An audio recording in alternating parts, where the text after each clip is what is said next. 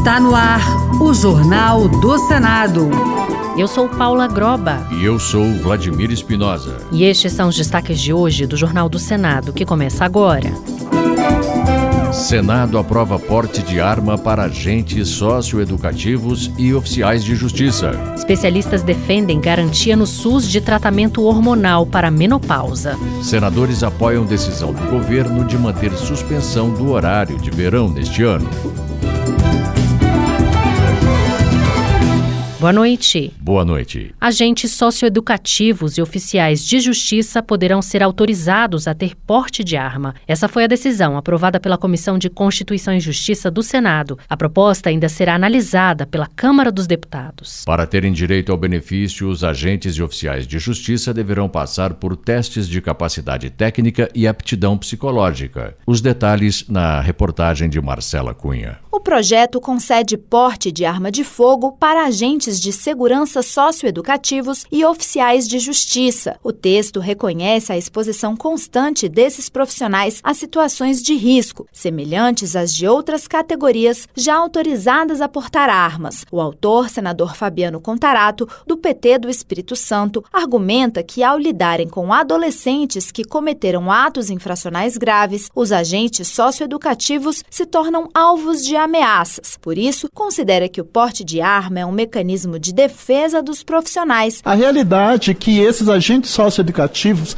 fazem um trabalho de fundamental importância, colocando em risco a sua vida, a sua integridade física. Se houver uma invasão dentro de uma unidade de internação para adolescente em conflito com a lei, as pessoas que serão atingidas serão esses agentes socioeducativos. O relator, senador Esperidião Amin, do Progressistas de Santa Catarina, incluiu no projeto o porte de armas para os oficiais de justiça, pelos riscos inerentes às suas funções. Para terem direito ao benefício, os agentes e os oficiais de justiça terão que passar por testes de capacidade técnica e aptidão psicológica. Eles também vão ficar isentos de taxas de registro e manutenção das armas.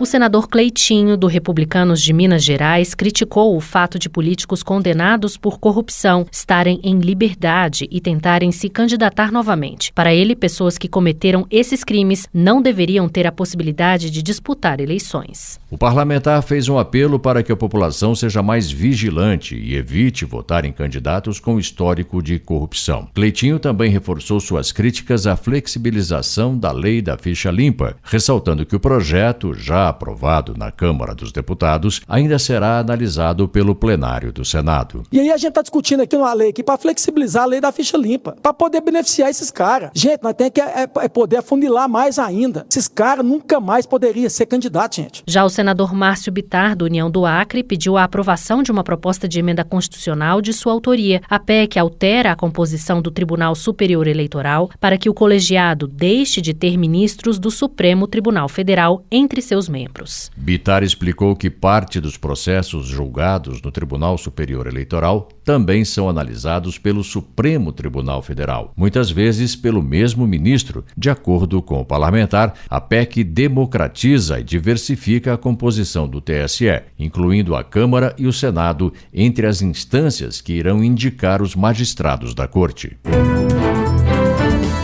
Senadores consideram acertada a decisão do governo de não adotar o horário de verão neste ano. Segundo o Ministério de Minas e Energia, a volta das chuvas deve normalizar o funcionamento das hidrelétricas. A reportagem é de Érica Christian. O ministro de Minas e Energia, Alexandre Silveira, descartou a volta do horário de verão neste ano, apesar da recomendação do Operador Nacional do Sistema Elétrico, que apontou a estiagem e o aumento na conta de luz com o uso das termoelétricas. O adiantar dos relógios vigorou de forma ininterrupta de 2008 a 2018, sendo extinto em 2019 pelo então presidente Bolsonaro. O líder do governo no Congresso Nacional, senador Randolfo Rodrigues, do PT do Amapá, ressaltou que a decisão foi técnica e não política. É defendido pela ciência. O governo atua de acordo com a ciência. Como a ciência considera, como os elementos dizem que não há necessidade, está tudo certo. Ao afirmar que não há economia de energia, o senador Zequinha Marinho, do Podemos do Pará, disse disse que o horário de verão prejudica os trabalhadores que moram nas periferias das grandes cidades. É um negócio um tanto abstrato, que se não tem muito conhecimento dos efeitos. Que o que eu acho que realmente pode economizar energia é quando você não usa, quando você não liga a lâmpada. Mas se você liga tudo isso em qualquer horário, você vai gastar energia. Segundo o ONS, o horário de verão poderia reduzir em até 2,9% a demanda máxima de energia nos horários de pico, o que resultaria numa economia de R$400 milhões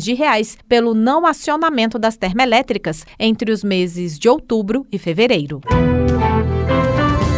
A terapia hormonal, desde o climatério, foi defendida por especialistas que participaram de uma audiência pública sobre o projeto que prevê tratamento no SUS para mulheres na menopausa. Eles cobraram mais atenção da saúde pública para essa etapa da vida feminina, em que já estão inseridas 28% das mulheres brasileiras. A reportagem é de Janaína Araújo. O projeto de lei que prevê tratamento no Sistema Único de Saúde para mulheres em climatério e na menopausa foi tema de audiência pública na Comissão de Assuntos Sociais. A médica ginecologista Socorro Moraes considera que o país não tem políticas públicas de enfrentamento ao envelhecimento feminino. O que nós temos são estimativas ainda de 2014, que em 2024 teríamos entre 29 a 30 milhões de mulheres no climatério, 28% da população feminina, mulheres que estão na janela de oportunidade para a gente fazer intervenções e melhorar a qualidade desse envelhecimento.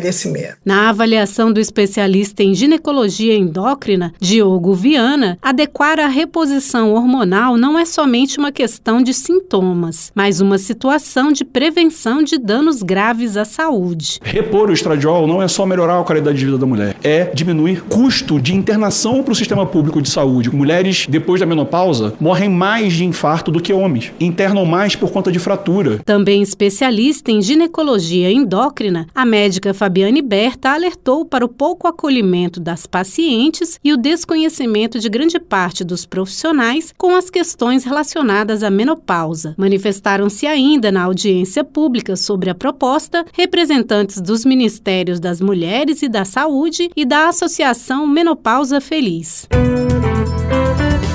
A Comissão de Educação aprovou o reconhecimento do acervo do Diário de Pernambuco como patrimônio cultural material do país. A homenagem ao jornal mais antigo da América Latina seguirá para a sanção, se não houver recurso para a votação no plenário. A reportagem é de Luiz Felipe Liázebra. Fundado em 7 de novembro de 1825, o periódico é o mais antigo em circulação da América Latina. A relatora, senadora Tereza Leitão, do PT de Pernambuco, defendeu a preservação do acervo como forma de conhecimento do passado. Para nós pernambucanos e pernambucanas é um orgulho da nossa história. A preservação deste acervo jornalístico é fundamental para assegurar a preservação da história do Brasil e lembrar que a construção do nosso futuro está diretamente ligada ao conhecimento que temos do passado. O reconhecimento fará com que o acervo do jornal tenha direito a ações de preservação pelo Instituto do Patrimônio Histórico e Artístico Nacional, IFAM. Se não for apresentado recurso para votação no plenário do Senado, a homenagem ao Diário de Pernambuco seguirá para a sanção presidencial. E a música gospel, presente na vida de milhões de brasileiros, agora tem uma celebração nacional no dia 9 de junho.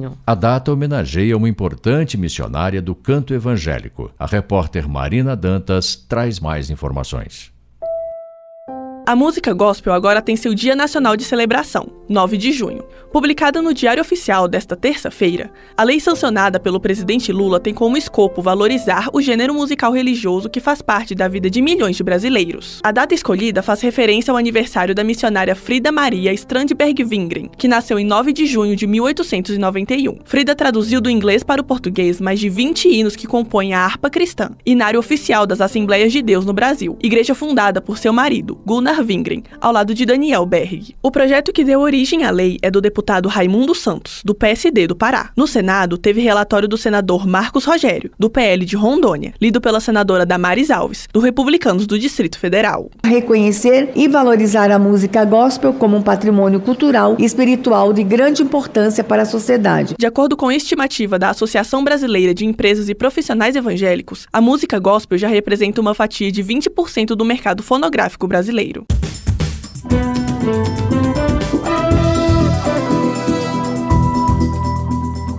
Com trabalhos técnicos de Eliseu Caires, o Jornal do Senado fica por aqui. Acompanhe agora as notícias da Câmara dos Deputados. Boa noite. Boa noite e até amanhã.